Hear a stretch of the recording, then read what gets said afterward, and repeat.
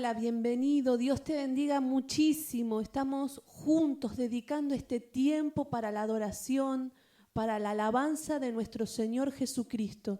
Y te invito ahí en tu casa, junto con nosotros. Acá me está acompañando Miguel, Juana, ¿sí? Y vamos a adorar y buscar de la presencia del Señor, ¿sí? Y estas canciones van a hablar de que Jesucristo es Dios, que Jesucristo es el Hijo de Dios. ¿Sí? Así que levantá las manos, buscá la presencia del Señor y glorificá, comenzá a glorificar, a honrar la majestad de nuestro Señor Jesucristo. Majestuoso, poderoso, digno de honor, proclamemos su grandeza.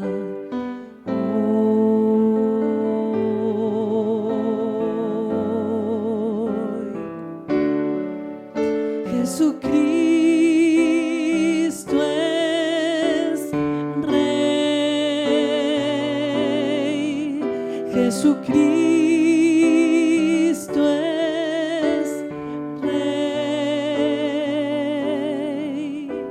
postrado soy ante sus pies, Jesucristo es Rey, aleluya, sí Señor, majestuoso, poderoso, digno de honor, proclamemos su grandeza.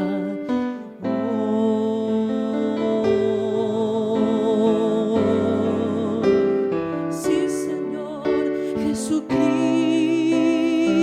es Rey, Jesucristo es Rey, postrado soy ante sus pies, Jesucristo es Rey. Hoy Jesucristo es Rey, Jesucristo es Rey, postrado soy ante sus pies, Jesucristo es Rey. Hoy Jesucristo es Rey, Jesucristo es Rey, Jesucristo es. Quiero levantar mis manos, quiero levantar mi voz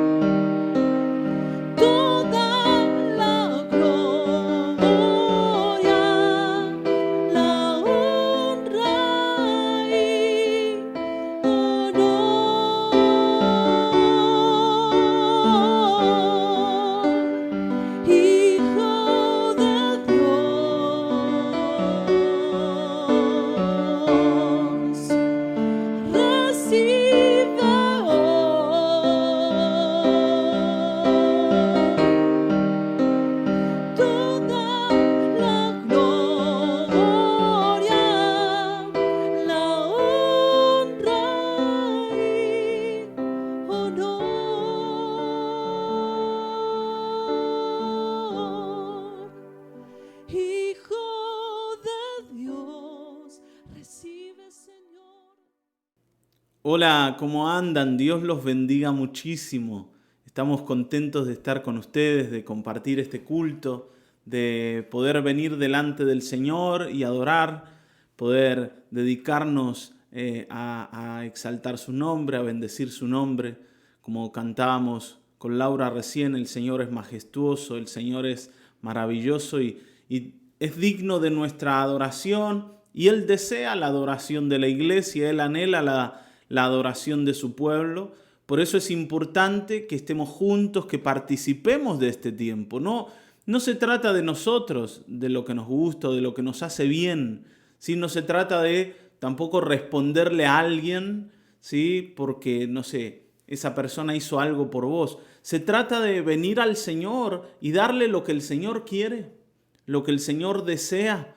Recordá, Él es el Señor, y nosotros como personas que reconocemos que es Dios, necesitamos dedicarnos a la adoración, y este tiempo de domingo es para eso. Así que la verdad es que nos alegra mucho. Tal vez es el tiempo más especial de todos los que tenemos, y es un tiempo donde también podemos ofrecer al Señor, no solo oír la palabra. Así que pensando en esto, vamos a dedicar nuestras ofrendas, nuestros diezmos al Señor, porque el Señor ha sido bueno, y es parte de nuestra adoración el poder apartar esto que traemos al Señor como ofrenda, como diezmo, y entregárselo, ¿sí? Reconociendo que el Señor nos ha ayudado, nos ha sostenido. Así que vamos a hacer esto con toda gratitud. Amén. Oremos. Padre Celestial, en el nombre de Jesucristo, gracias. Gracias por tu fidelidad, gracias por tu misericordia, gracias por tu amor, gracias porque estás entre nosotros. Gracias, Señor. Te queremos adorar porque has sido bueno y nos has provisto. Señor, no nos has dejado, no nos has abandonado. Señor, no nos has dejado, Señor, a merced de los problemas de la vida, de las circunstancias económicas. Siempre nos has sostenido. En los momentos más duros y difíciles hemos visto tu mano alrededor, y hoy queremos reconocerlo, sabiendo que todo es tuyo, y Señor, de lo que es tuyo nos has dado y has sido bueno, y nosotros hoy venimos a honrarte, a adorarte, a que recibas honor en medio de la congregación. Señor, confiamos en que así como has hecho, vas a seguir haciendo con nosotros. Nos vas a seguir, Señor, cuidando, nos vas a seguir proveyendo, nos vas a seguir, Señor, dando lo necesario para el sustento de la familia, de la casa. Gracias, Señor, porque sabemos que ninguna de tus promesas deja de cumplirse. En el nombre precioso de Jesucristo. Amén, amén, amén, amén, amén. La verdad, estamos contentos de poder hacer esto, ¿sí? Cuando uno entiende el valor de la adoración y de la posibilidad de adorar al Señor, ¿sí? Cuando uno entiende el privilegio que tenemos de adorar al Señor, se da cuenta que no hay otra cosa que tengamos que hacer más que adorarle. Incluso en los momentos donde uno está transitando circunstancias difíciles y lo que siente es que necesita. Si yo necesito ayuda, yo necesito consuelo, yo necesito guía y dirección. Aún en esos momentos, adorar al Señor es fundamental, fundamental.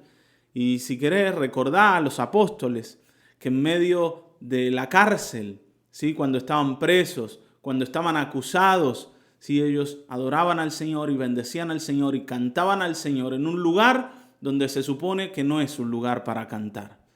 Pero así lo hacían porque sabían que el Señor iba a responderles, y ellos adoraban al Dios que no los olvidaba. Y bueno, hablando de esto, ¿no? Y de los apóstoles, quisiera hoy que vayamos a mirar, a revisar un poquito el inicio de la historia con Cristo de uno de los apóstoles más importantes que encontramos en la Escritura, que es el apóstol Pablo. ¿Está bien? Él era uno de esos que cantaba en la cárcel, ¿sí? Por ejemplo, junto a Silas. Y ellos allí estaban adorando al Señor en un momento difícil. Pero la historia de Pablo no comenzó en una cárcel cantando al Señor, sino comenzó como la historia de todos nosotros, ¿no? Desde la rebelión. Y allí, en medio de su rebelión, pudo encontrarse con Cristo. Ustedes saben que estamos hablando del nuevo nacimiento. Y me gustaría que pensemos esto del nuevo nacimiento de esta manera, ¿no? Como aquello que se produce cuando yo me encuentro con Cristo. Lo hemos hablado de muchas maneras, pero yo quisiera que vos entiendas hoy que no hay nuevo nacimiento sin un encuentro personal y sin un encuentro profundo y sin un encuentro espiritual con Cristo Jesús. ¿Está bien, no? Con Cristo Jesús. Así que vamos a leer el capítulo 9 del libro de Hechos, a partir del versículo 1. Así que te invito a que me acompañes. Vamos a leer, yo voy a leer una versión que se llama Reina Valera Contemporánea. Tal vez es un poquito diferente a la que vos tengas en casa, pero bueno, no te preocupes. Abajo están los textos para que los sigas en pantalla. Y si no, si vos querés usar tu Biblia, podés ir marcando. Por ejemplo, a mi esposa le gusta esto de usar resaltadores y hacer hasta dibujitos, ¿no es cierto?, que sirven para recordar cosas que el Señor nos va diciendo, nos va mostrando, que son importantes para nosotros. Así que, bueno, podés hacerlo, ¿sí? Leamos, dice: Saulo aún lanzaba amenazas de muerte contra los discípulos del Señor cuando fue a ver al sumo sacerdote. Allí le pidió cartas para las sinagogas de Damasco para que en caso de hallar a hombres o mujeres de este camino, los pudiera llevar presos a Jerusalén. Ustedes saben que nosotros vamos a encontrar a Saulo, ¿no?, por primera vez en el asesinato de Esteban. ¿Se acuerdan que Esteban, uno de los 7 diáconos, fue asesinado por los judíos, apedreado, ¿sí?, por los judíos, a causa de que él estaba dando testimonio de Jesús?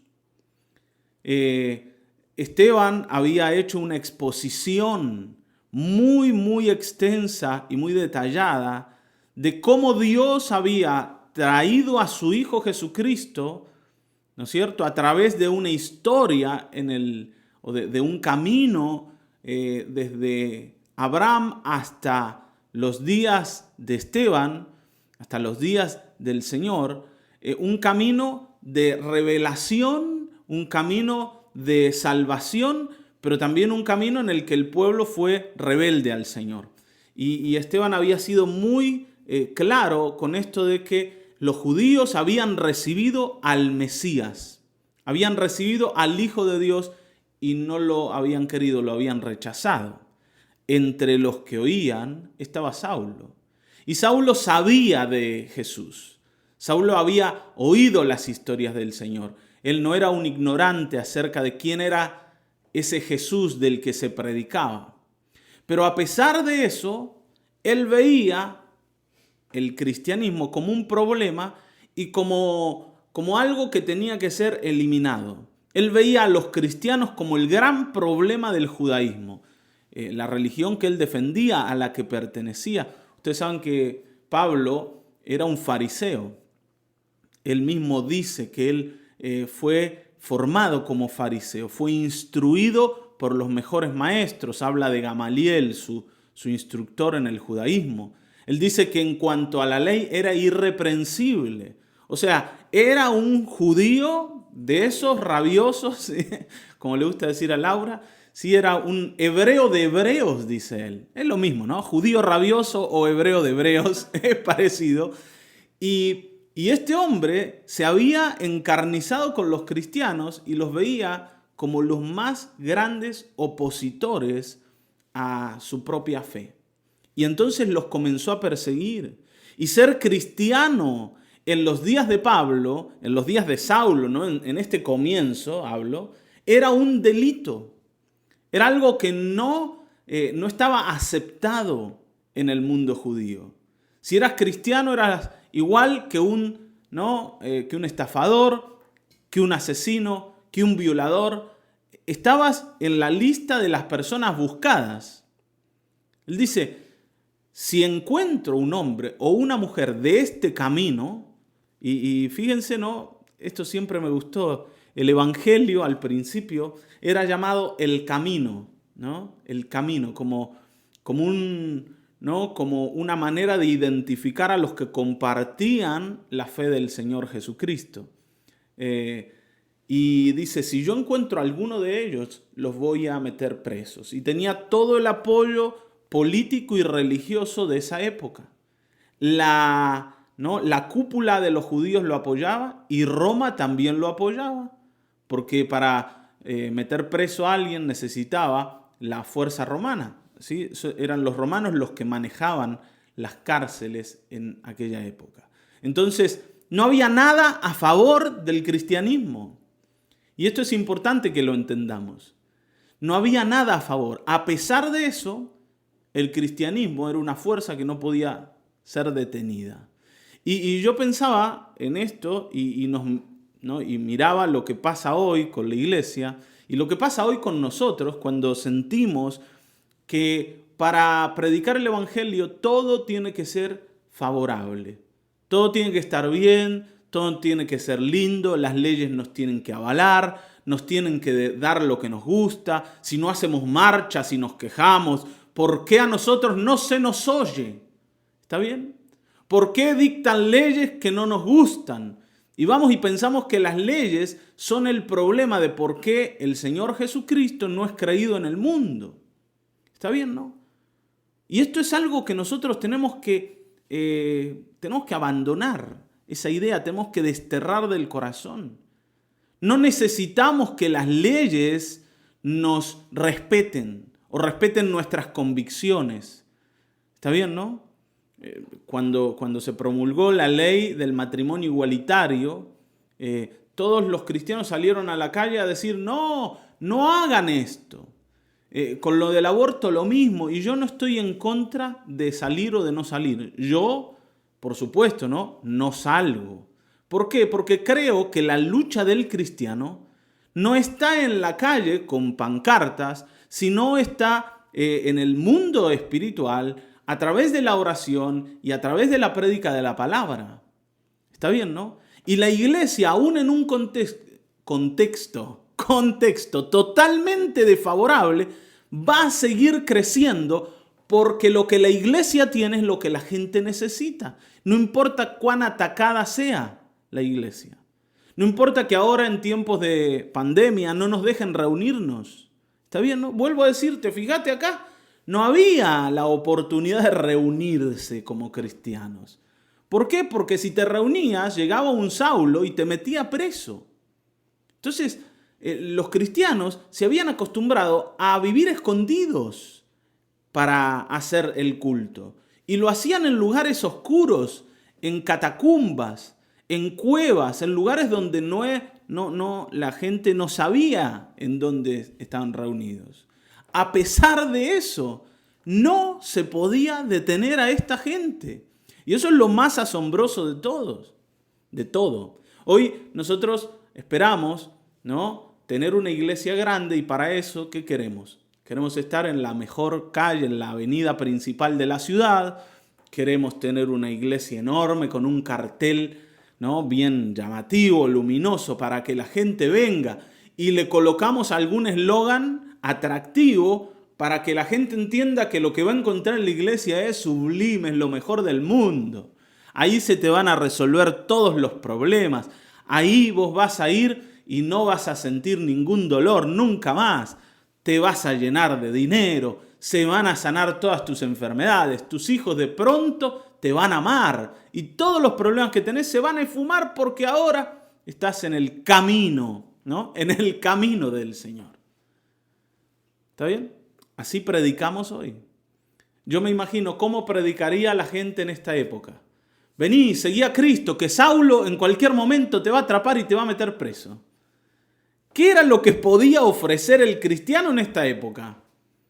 Piensen, ¿no? Y esto es importante que nosotros lo reflexionemos, porque a veces nos parece que estamos en un tiempo terrible. Yo digo, ¿y si este es un tiempo terrible, lo que sería vivir acá, con esta gente? Hermanos, hoy nada nos detiene de poder predicar la palabra. Es más, fíjense que estamos utilizando esto en un medio totalmente público y nadie viene a golpearnos la puerta y a decirnos, che, ¿qué están diciendo? Sí es verdad que hay algunas cosas que se censuran y que no son políticamente correctas para decirlas y entonces un videíto te lo sacan.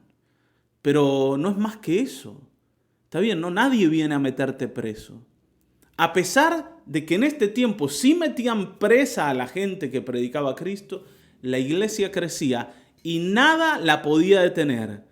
Y ahora vamos a ver por qué nada podía detener a la iglesia, aunque era totalmente buscada y acusada como una iglesia, un conjunto, un grupo de delincuentes que lo único que hacía era arruinar la sociedad. Así que hoy estemos contentos porque el Señor está con nosotros y nos ha permitido gozar de una libertad que no siempre fue tal para el cristianismo. Pero miren, ¿qué pasa con este Saulo que anda persiguiendo cristianos? Dice que, pero sucedió, versículo 3, sucedió que de pronto en el camino, ya cerca de Damasco, lo rodeó un poderoso haz de luz que venía del cielo y lo hizo rodar por tierra, mientras oía una voz que decía, Saulo, Saulo, ¿por qué me persigues? Tremendo, ¿no? Saulo iba a Damasco, ya estaba cerca de Damasco, donde iba a encarcelar a los cristianos, donde iba a buscar gente para meterla presa. Y de pronto el cielo se abre, una luz lo rodea, se le cambia todo el panorama, se cae, ¿no?, del caballo. El golpe que se ha dado Pablo, yo creo que no lo sintió por lo que le estaba pasando, pero fue grande. El susto y una voz, ¿no?, que lo llama y le dice, Saulo, ¿por qué me persigues? ¿Por qué me persigues? ¿Qué te pasa conmigo, Saulo? Eso es lo que le está diciendo al Señor. El Señor. Está bien, ¿no? Nosotros a veces sentimos que fue algo totalmente hermoso y bello y precioso, que le dijo, Saulito querido, acá estoy, ¿me buscabas? No, fue un reclamo. ¿Qué te pasa conmigo, querido? ¿A mí me estás buscando? Acá estoy. ¿Qué querés? ¿Enfrentarte conmigo? Bueno, acá me tenés. ¿Te vas a pelear con alguien? Peleate conmigo. Eso es lo que le está diciendo el Señor a Saulo. Ahora, por supuesto, ¿no? Yo creo que Saulo en ese momento se dio cuenta que él no sabía lo que estaba haciendo. Yo creo que Saulo en ese momento se dio cuenta que él no tenía ningún problema con los cristianos y que su problema de verdad era con ese Jesús al que los cristianos predicaban. Solamente que él nunca había visto al Señor, siempre pensó que el problema era la gente y se dedicaba a perseguir a la gente y sentía que si metía preso a un cristiano estaba contribuyendo a la causa del judaísmo y estaba destruyendo el cristianismo con lo que él hacía. Se sentía todopoderoso hasta el momento en que se enfrentó cara a cara con el Señor y lo único que pudo hacer es caerse del caballo. Y esto es algo muy simbólico. Vieron que nosotros hoy decimos que la gente orgullosa tiene que bajarse del caballo. Y bueno, y esto es lo que le pasó a Pablo. Pablo tuvo que caerse y darse un gran golpe para darse cuenta que él era una hormiga delante del Jesús al que perseguía. Por supuesto, ¿no? Dice que, y contestó Pablo, ¿quién eres, Señor? Y la voz le dijo, yo soy Jesús, a quien tú persigues. Dura cosa te es dar coces contra el aguijón. ¿No? Y esto es emocionante porque uno ve al Señor, uno dice, bueno, el Señor vivió, hizo sus milagros, murió en la cruz, resucitó y se fue, y ahora está dedicado allá, ¿no? Está haciendo algo ahí delante del Padre, está recibiendo la adoración, está charlando, ¿no?, con el Padre de un montón de cosas, y nos dejó acá a los cristianos y el Espíritu Santo un poco nos ayuda. Pero esto nos muestra de que no es así, de que el Señor está cumpliendo lo que le dijo a sus discípulos cuando les decía, yo estoy con ustedes todos los días hasta el fin del mundo. El Señor viene y se presenta ante el opositor y le dice, ¿qué es lo que te pasa conmigo? A mí me estás buscando. Bueno, acá estoy. Yo soy a quien estás persiguiendo. Yo soy el que estás buscando. Y de alguna forma esto es como algo que funciona para todos lados. A ver si me explico. Cuando uno mira lo del Señor, a veces se da cuenta que el Señor con lo que hace cubre un montón de necesidades y responde un montón de preguntas. Y así todo sigue haciendo otras cosas.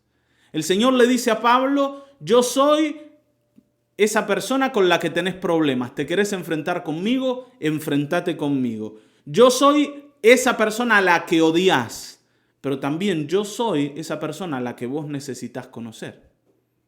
Está bien, ¿no? Lo viene a enfrentar, pero no para destruirlo, sino para que Pablo se dé cuenta delante de quién está haciendo lo que hace. Es como si el Señor nos zamarreara y nos dijera, ¿no te das cuenta que tu rebelión es conmigo y soy yo al que vos necesitas de veras?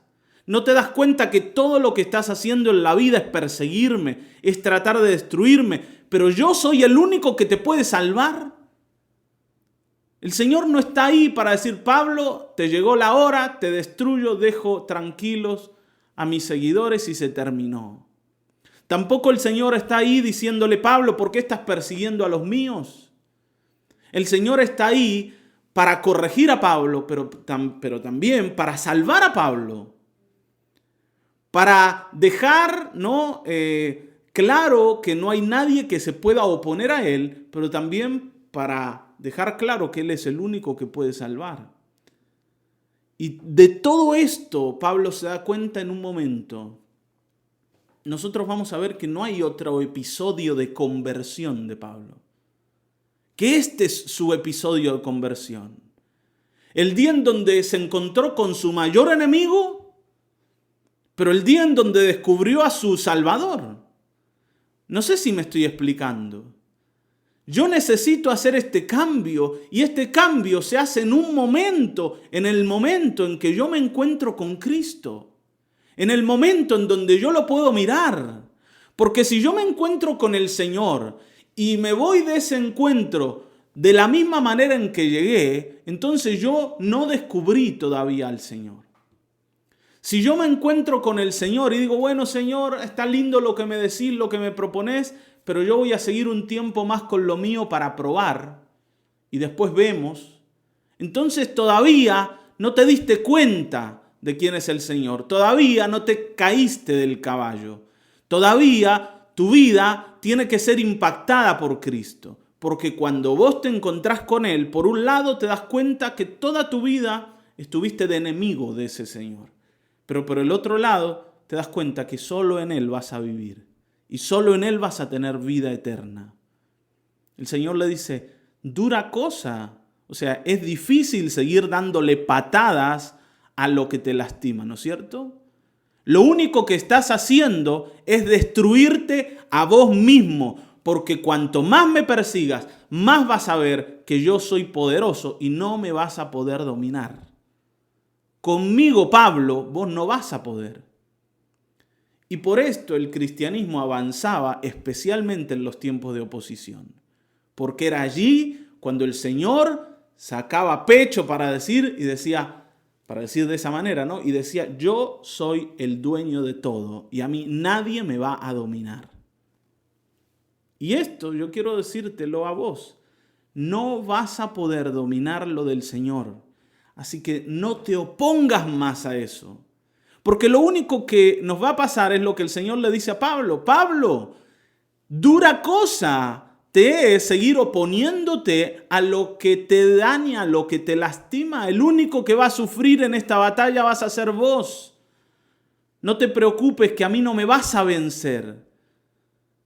Y vas a venir y te vas a arrodillar a mis pies, aunque tengas que venir destruido. ¿Está bien? Yo siempre me acuerdo de algo que Moisés nuestro pastor nos decía, ¿no? Hay personas que cuando el Señor las toca, se rinden y le permiten al Señor hacer, ¿no? Y salvarlos. Hay personas que no hacen de esa manera. Hay personas que eligen la rebelión, que siguen el camino de su corazón. Y cuando están destruidos, parecido a la historia del hijo pródigo, cuando están destruidos vuelven al Señor, porque se dan cuenta que no hay nada fuera de Él. Solo que en el camino perdieron la vida, en el camino destruyeron lo que tenían, en el camino dejaron familia, dejaron trabajo, dejaron salud, dejaron un montón de cosas. Vienen con la cabeza ya detonada, como decimos. Pero venir al Señor, si el Señor te llama, vas a venir. Porque nadie se opone a Cristo y sale vencedor. Nadie. Entonces Pablo se está encontrando con su mayor enemigo, pero también con su Salvador. Y esto es lo que nos tiene que pasar a nosotros. Porque mientras vivimos en el pecado, Cristo ha sido nuestro enemigo. Y aunque no nos hayamos dado cuenta, todo lo que hemos hecho en ese sistema de pecado ha sido contra Él. ¿Está bien, no? Por eso David, cuando se arrepentía, decía, Señor, contra ti he pecado. Contra ti, delante de tus ojos he hecho lo malo. Yo era igual que Pablo. ¿Está bien, no? No perseguía a cristianos, pero iba en contra del Señor, eligiendo un camino que lo ofendía. Un día me tengo que dar cuenta que todo lo que he hecho ha sido en contra de Él, pero que en Él, si yo hoy lo puedo mirar y si hoy yo puedo abandonar ese camino de rebelión, voy a encontrar vida eterna. Así que en este encuentro tremendo de Pablo con el Señor, ¿no? Que te emociona cuando lo pensás, porque también uno podría decir, ¿por qué el Señor tiene tanta misericordia con alguien que destruía a los suyos como para salvarlo, ¿no? Y para ponerlo en el camino correcto y para mostrarle tantas cosas? Bueno, pero tuvo una buena actitud, Pablo. Pablo tuvo una buena actitud, pero a pesar de eso, su buena actitud no borraba lo anterior. Está bien, ¿no? Las muertes que Pablo ocasionó, la muerte de Esteban, no se podía borrar con nada. Por eso, hermanos, esto es algo importante que tenemos que entender. Yo le respondo al Señor y yo le creo al Señor, pero nada borra el pecado del pasado. Lo único que limpia ese pecado es la sangre de Cristo. ¿Está bien? Por eso fue necesario la muerte de la cruz del Señor. Porque nada nos limpia, nada nos libra de los errores ya cometidos. Podríamos decir, bueno, a partir de hoy nunca más yo voy a ser rebelde, nunca más voy a pecar, nunca más voy a hacer las cosas mal. Y así todo, lo que hemos hecho es suficiente para condenarnos. Pero el Señor ha decidido tener misericordia. Y por eso toda la gloria y todo el honor es para Él. Porque como no destruyó a Pablo, tampoco nos ha destruido a nosotros. Y esto es asombroso, ¿no? Ahora, es verdad también lo que Laura dice. Pablo tuvo una actitud correcta. Y Pablo, cuando miró a Cristo, se dio cuenta de dónde estaba parado y hacia dónde tenía que ir. ¿Está bien? No solo de dónde estaba, sino hacia dónde tenía que ir. Y esto es lo que dice en el versículo 6. Dice, él, o sea, Pablo, o Saulo, como quieras decirlo, temblando de temor, dijo, Señor, ¿qué quieres que yo haga? ¿No? Y siempre pensé, ¿por qué Pablo dice esto? ¿Qué quieres que yo haga? Podría haber dicho, bueno, pero lo que pasa es que lo que yo estaba haciendo, lo estaba haciendo porque estaba convencido de que los cristianos nos hacían mal y que ellos querían destruir lo que Moisés nos dio, todo el discurso judío. O no tuvo la actitud de Adán. O no tuvo la actitud de Adán. ¿Se acuerdan? Adán en el Edén, cuando el Señor le dijo, ¿comiste de la manzana que te dije, de la manzana, de la naranja, de la banana que te dije que no comieras? Y dice, no, la mujer que me diste fue. ¿Está bien, no? Se justificó. Pablo acá no se justifica, dice, Señor, está bien, es verdad, yo te vengo persiguiendo, pero decime, ¿qué querés que haga? Lo que quieras que haga, lo voy a hacer. Porque todas las historias que Pablo había escuchado de Jesús, diciendo que era el Mesías, ahora las podía corroborar. Era el Mesías. ¿Te das cuenta? Él se da cuenta delante de quién está y se da cuenta de que si hay alguien enviado de Dios para salvarnos, es este Jesús.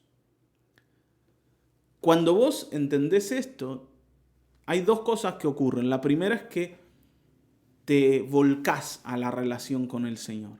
Y la segunda es que dejás la relación que tenés con los otros dioses, con las otras, ¿no?, soluciones que has buscado en la vida, sean las que sean. Cuando vos encontrás a tu Salvador, entendés que todo lo otro que habías hecho es un sinsentido. Y esto es lo que Pablo después va a predicar. Él mismo va a ser el mayor exponente de la fe sin obras. Él dice, una persona se salva solo por la fe, sin las obras de la ley. Y esto lo está diciendo alguien que frente a la ley era irreprensible. O sea, esa era su manera de vivir delante de Dios. Y al encontrarse con el Señor se da cuenta que esa manera de vivir no servía para nada. Y esto nos tiene que pasar.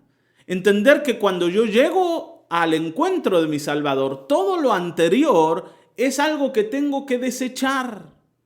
Pablo decía también, todo lo que para mí antes era ganancia, hoy lo tengo por basura para ganar a Cristo. Entonces, ¿se dan cuenta? El encuentro real con el Señor, por un lado me lleva a mí a abrazarme a Él y por el otro a soltar aquellas cosas que antes eran para mí importantes. Y si no ocurre esto, en algún lado hay un problema. En algún lado yo no he visto al Señor como mi Salvador total. En algún lado todavía hay cosas que el Señor no suple y por eso necesito otras. ¿Está bien, no? Si vos estás confiado en el Señor completamente de que Él es tu Salvador, ¿para qué seguís necesitando la cintita roja en la muñeca? ¿O para qué seguís teniendo el llamador de ángeles o el espantasueños, no? El atrapasueños. Bueno, es parecido, ¿no? El atrapasueños que, ¿no?, ahí te protege de los espíritus malos, de los espíritus chocarreros, decía el Chavo. Y de toda esa historia, hermanos. Yo les digo esto para que se rían un poco y entonces traguen, ¿no?, lo que les estoy diciendo. Porque hay veces que, ¿no?, mi pastor decía, yo cuando les tengo que decir algo difícil, les traigo facturas, como para que vayan comiendo algo dulce y algo medio amargo también y lo pasen. Bueno, yo te hago un chiste por eso mismo, porque no te puedo convidar nada por acá, pero el chiste tiene que ver con eso, con que vos entiendas que no podés seguir mezclando lo del Señor y lo del pasado. Cuando llegás a Cristo, todo lo anterior, aunque fue parte de tu vida, aunque lo amaste, aunque te dedicaste a eso, tiene que quedar en el pasado. Y tenés que tomar una vida nueva. Por eso Pablo dice, ¿qué quieres que haga, Señor? Yo venía con una misión, yo venía con una idea, yo venía con un encargo de los sacerdotes, pero ahora vos sos el que tiene que decir lo que yo tengo que hacer. No hay nada más para mí. A partir de hoy, acá está mi comienzo. ¿Está bien? ¿Qué quieres que yo haga? Y el Señor le dijo, levántate y entra en la ciudad y allí se te dirá lo que debes hacer. Y me encanta el Señor porque siempre da este tipo de instrucciones que son como a la mitad, ¿vieron? Ya te voy a decir, levántate y entra en la ciudad y ahí te vas a dar cuenta. Y esto el Señor lo hace, ¿no?, probando nuestra obediencia. Pues a veces uno quiere decirle al Señor, Señor, a ver, ¿qué querés que haga? Y que el Señor te explique todo y vos, ¿no?, evalúes si eso te conviene o no. Ah, bueno, pero Señor, este plan tuyo, esta propuesta tuya, y no me gusta mucho. Yo tenía otras ideas. ¿No querés que te diga mis ideas? Así vemos cuál es mejor. Tal vez te des cuenta que mi idea es buena. No, si querés obedecer, hacés lo que te dicen, aunque no te convenga, aunque no entiendas, aunque no veas, no importa. Ahora estás delante del que manda y vos sos el que obedece. Señor, ¿qué quieres que yo haga? Y aunque yo no entiendo lo que viene, y aunque me da inseguridad tal vez lo que viene, yo lo voy a hacer porque Él es el Señor. Y yo no puedo decirle que no al Señor. Yo siempre les hablo, ¿no?, de cuando nos vinimos a Tucumán. Una de las cosas que por mucho tiempo aprendimos con Laura es que vos no podés ir en contra del Señor. Lo intentamos muchas veces. Quisimos hacerlo a nuestra manera y nos pasaba esto, ¿no?, de darle coces al aguijón, o sea, de darle patadas. Claro, ahí al fierro que te rompe la pata, ¿vieron? Es como, esto es peor que pegarse el dedito con la cama, con la pata de la cama cuando te levantás y decís, ¡ay, qué dolor! Parece que no hay nada que doliera más en la vida que eso. Bueno, eso es lo que le está diciendo el Señor a Pablo y es lo que nos dice a nosotros. ¿Hasta cuándo vas a seguir haciendo lo que te daña? Y nosotros lo probamos. Y cuando el Señor, después de mucho tiempo de enseñarnos que nuestro plan jamás iba a funcionar, y cuando ya lo habíamos aceptado, nos dijo, bueno, ahora sí, quiero que sepan lo que tengo para ustedes. Allá está Tucumán, vayan, ¿no? Y bueno, yo les digo la verdad, ¿ese era el plan que yo quería? No, para nada. Pero ya habíamos entendido que no te podés oponer al Señor.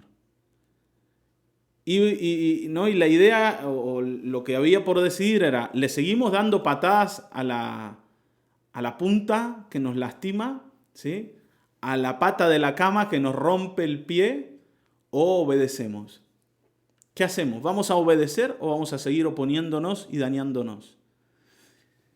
Y ahí no hay nada por decidir, hay que obedecer. Está bien, ¿no? Y esto es lo que Pablo entiende. Acá no hay nada por hacer más que obedecer. Y entonces dice que Saulo se levantó, versículo 8. Voy a saltearme el 7.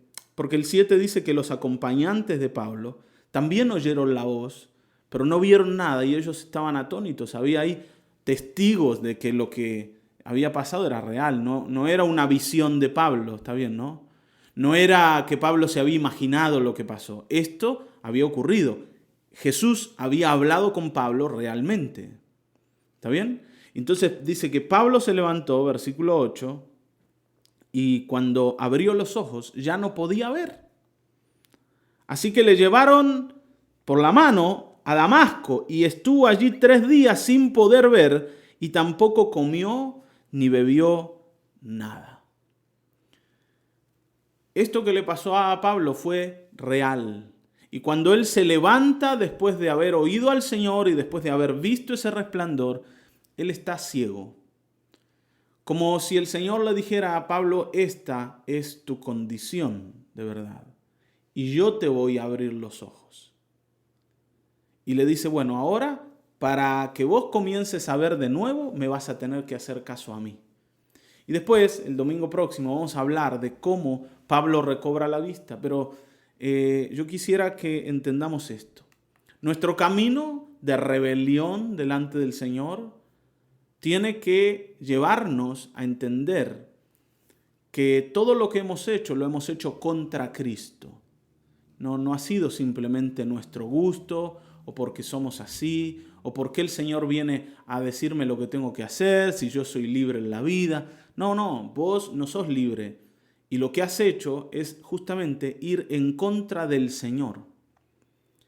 Ahora, el Señor hoy te da una oportunidad, y la oportunidad es que lo mires y te enfrentes a Él y te des cuenta de lo que has hecho. Y cuando te encuentres con tu enemigo, te vas a encontrar con tu Salvador. Cuando te encuentres con ese que vos pensás que está ahí para molestarte, para dañarte, para quitarte lo que te gusta, para transformarte en alguien que no querés ser, cuando te enfrentes a ese y lo mires, te vas a dar cuenta que Cristo no es tu enemigo, sino es tu Salvador. Porque nosotros nos hemos escapado del Señor por pensar que seguir a Cristo es lo peor que te puede pasar. Porque te vas a quedar sin todo lo que querés. o sin nada de lo que te gusta. ¿Está bien, no? El Señor te vino a fastidiar la vida. Yo pensaba así. Digo, ¿por qué, Señor, me elegiste a mí? Porque ahora, por estar acá delante tuyo, yo no puedo hacer nada de lo que me gusta. Todo lo que yo quisiera hacer no lo puedo hacer porque me siento mal y siento que te estoy traicionando y al final de cuentas, vos sos el problema de mi vida. Y yo lo decía esto, ¿no? Así, sin conocer al Señor. Y yo decía, Él es mi enemigo. Pero cuando yo me pude enfrentar a ese Jesús, yo me di cuenta que Él era mi Salvador y que la vida en la que yo estaba viviendo era una vida de perdición total. Y Él no estaba allí para dañarme, sino para levantarme, para llenarme de vida, para salvarme, para ponerme en el camino correcto. Y esto tiene que ser una realidad hoy para nosotros. Tenemos que darnos cuenta que estamos ciegos sin Él. Nosotros que orgullosamente decimos que entendemos cómo son las cosas, que sabemos cómo es la vida y que la religión lo único que hace es entorpecer la vida del ser humano, tenemos que darnos cuenta que estamos ciegos, que en realidad no vemos nada y que todas nuestras palabras son producto de un orgullo, de una soberbia enorme y que tenemos que caernos del caballo de una vez para mirar al Salvador y escuchar su voz que dice, yo soy Jesús, a quien tú persigues. Hemos perseguido al Señor como el enemigo. Satanás nos ha convencido de eso. Pero hoy vamos a descubrirlo como el Salvador. Cuando lo abraces, vas a poder decirle, Señor, ¿qué quieres que haga? Lo anterior quedó atrás. ¿Está bien, no? Me arrepiento por esa vida que llevé, pero yo quiero la vida contigo, solo contigo. Y el Señor te va a salvar. ¿Está bien? Hoy esto es para vos y es para mí, así que si ha tenido sentido todo lo que hemos hablado, yo te invito a que vengas conmigo al Señor. Le digas, Señor, yo quiero verte, yo quiero descubrirte, yo quiero abandonar mi orgullo, mi soberbia, que me muestres que estoy equivocado. Sí, que el Señor te muestre que estás equivocado, porque no hay ningún problema en darse cuenta que uno estuvo errado en la vida si esto es para que yo me enfrente a la verdad. Así que hoy démonos cuenta del error y caminemos hacia el Salvador, porque Él es bueno y tiene misericordia de nosotros. Amén. Oremos. Padre, en el nombre de Jesucristo, en el nombre precioso de Jesucristo, hoy estamos ante ti, Señor. Señor, rodéanos de esa luz, de esa gloria que rodeó a Pablo. Háblanos, Señor, y haznos darnos cuenta, haznos ver que nuestro camino en la vida ha sido en tu contra, ha sido en oposición a ti. Señor, nuestra manera de vivir, nuestra manera de elegir cosas, de tomar decisiones, ha sido en tu contra como enemigos tuyos. Así como Pablo, Señor, había emprendido un camino para destruir lo tuyo en medio de la tierra. Y ese camino lo llevó a encontrarse contigo y a que tú le salieras al encuentro y lo confrontaras. Así, Señor, esperamos que hoy nuestro camino, nuestra necesidad, nuestra locura, Señor, si para algo sirve, es para llevarnos delante tuyo y decirte, Señor, acá estamos como necios, como locos, como gente que nunca te ha entendido, pero que hoy te quiere ver, Señor. Que hoy te quiere descubrir, que hoy te quiere conocer. Queremos darnos cuenta de nuestra ceguera para que tú nos des de verdad la vista. No queremos seguir pensando que entendemos o que vemos lo que de verdad no vemos. Señor, que esta mañana, Señor, mis hermanos sean transformados y el encuentro contigo sea tan real que todo lo del pasado, todo lo que hemos elegido antes, Señor, quede fuera de nuestra vida y hoy seas tú el único que nos guía y nos dirige, el único que le da sentido a lo que viene, al futuro. Señor, el único que pueda restaurar lo que nosotros hemos roto, porque nos hemos dañado en nuestro camino de rebelión. Pero tú puedes sanarnos. En el nombre de Jesucristo, Padre, haznos ver a nuestro amado Señor Jesús. Haznos ver al Hijo de Dios, a quien tú enviaste para nuestra salvación. En el nombre de Jesucristo. Amén, amén, amén, amén. Amén, hermanos queridos. Hay mucho del Señor por descubrir y queremos seguir compartiendo esto con vos. Y queremos hacerlo el miércoles, ¿sí? El miércoles a las 21 horas vamos a estar reuniéndonos para tener nuestro grupo de encuentro. ¿De qué estamos hablando? Bueno, del Señor. Yo sé que el tema es el carácter y seguimos hablando de carácter y tanto para hablar, ¿no?, de carácter que seguramente, a pesar de que podamos extendernos sobre el tema, van a quedar cosas afuera, pero básicamente estamos hablando de Cristo, porque Él es el que puede sanar tu carácter. Así que te invitamos a estar allí el miércoles con nosotros. Y también media hora antes, como te digo siempre, estamos orando. Allí estamos presentándonos delante del Señor, estamos trayendo nuestras necesidades y podemos confiar en que el Señor nos oye. Así que también te invitamos a orar con nosotros. Nosotros te mandamos un saludo enorme de parte mío, de Laura, de mis hijas y de toda la iglesia, para que el Señor también te haga entender que en nosotros tenés una familia. ¿Sí? Dios te bendiga mucho.